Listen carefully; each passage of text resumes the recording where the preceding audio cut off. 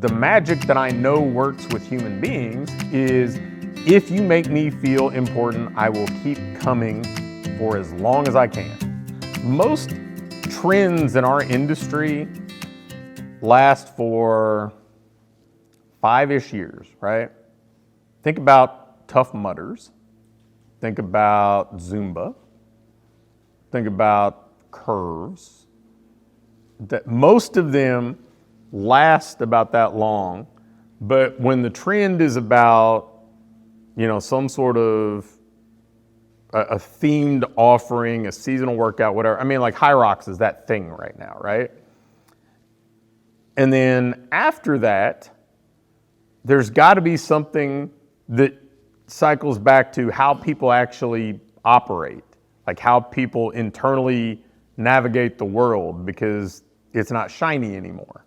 And I don't want to compare OrangeTheory like apples to apples to curves, but to me, there are a lot of similarities. Curves at one point, like as big as OrangeTheory is, curves at one point had 14,000 locations. But it was, we're targeting a specific demographic, and it was women who are not comfortable in a typical health club setting. It was a simple workout to meet beginners where they were, but eventually it just, you run your course. You graduate from it because it's not new and novel anymore, and you need something more challenging. You want something different. You get bored. And in many ways, change who the consumer is, change the stage of fitness that they probably are at when they join. In many ways, same framework, right? It's this shiny, attractive thing that it's a combination of cardio and strength, and it makes you sweat, and it's high energy, and it has a little bit of a nightclub-esque feel that's attractive to the people that's attractive to, and it gets to be just run-of-the-mill stuff after, 6 months, 12 months, whatever. Think about that, right? Like if your relationship is built off of, okay, this is the workout, the human part of it is not really the priority. And frankly, and I'm saying this knowing I have now co-founded 3 franchises. Franchising is designed to be that. Franchising is designed to be independent of the unicorn human, right? The person who actually cares deeply and pays a lot of attention and all that stuff. It is ideally designed to be operated by like the lowest common denominator employee. What is the least expensive, most interchangeable employee we can hire?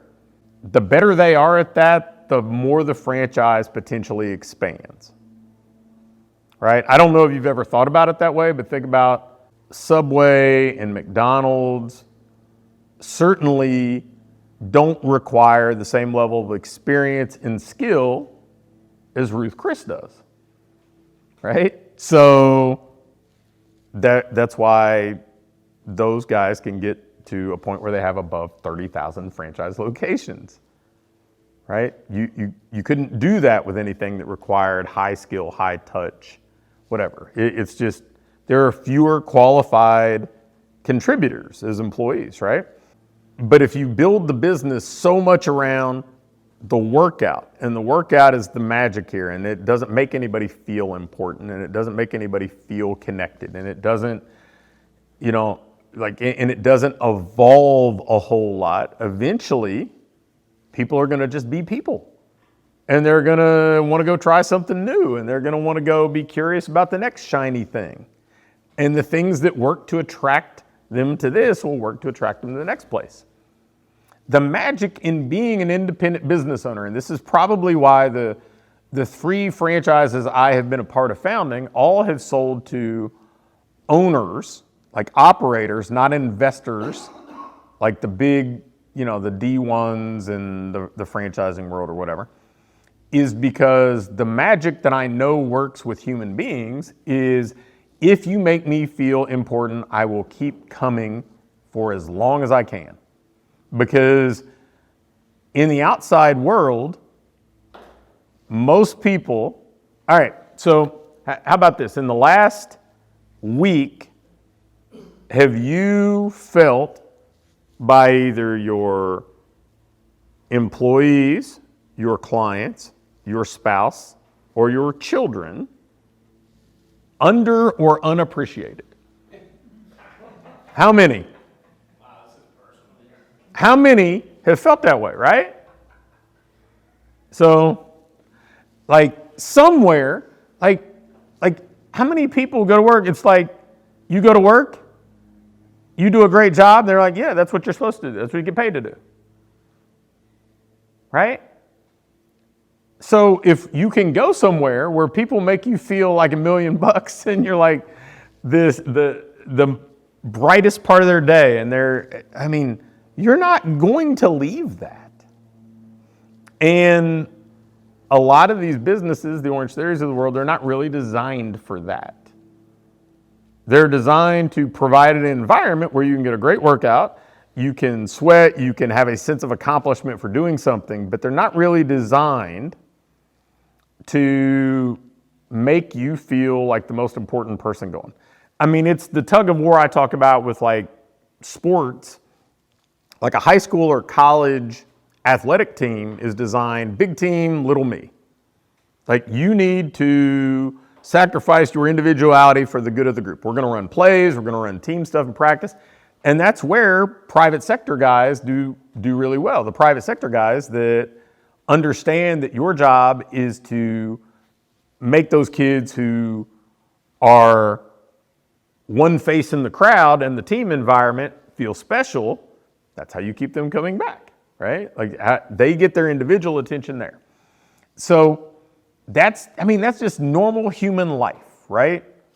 So if we can swim with the current and make people feel important and appreciated and connected and valued and part of a community, they stay. If our objective is to win by having the newest, shiniest, best workout, then we win long enough until the next newest, shiniest, best workout comes along, or one that's cheaper or closer to their house comes along. And then they choose that one. Right? So, it's just normal, right? People, and the other piece about it is people are curious. The new thing, the novelty of it, they're curious. They're going to want to go check out the next new thing. And so if your moat is, well, we were the new thing, not good for you. If your moat is, these are my people, you're much better off, right? Because new release movies come out, people, they anticipate, they go see them. Places that, like there's a big feature about, hey, this place is going to open, we're excited about it. There's a lot of buildup with the novelty piece. So you can't, you don't want to bank on that being your differentiator, your moat. You want to bank on doing it. I have spent my entire professional life, from coaching baseball to founding businesses and coaching gym owners and you name it, not spending a whole lot of time doing other things people can't do, because that's super temporary, right? Because if you do it, eventually somebody else can copy it and do it. It's usually doing things other people just won't do. Most people aren't sending, well, nobody, like on the planet, is sending emails for 20 consecutive years without missing a day. They could, they choose not to, right? People in your market could be really personable and care about their clients. They could put social proof out there that highlights people and makes everybody feel like a star and invites other people that are attractive in, but they don't. So you can win a whole lot of competitions by just doing the stuff people won't do. Like if I wanted to go be a really good golfer tomorrow, well, start down the path to being a really good golfer tomorrow, I would spend 80% of my practice time working on 100 yards and in. Chipping, putting, all that fun stuff, right? Because the people who practice go to the driving range and grip it and rip it over and over and over. Yet most of the scoring's done 100 yards and in. So do the things that are unsexy, that they won't do, that move the needle the most.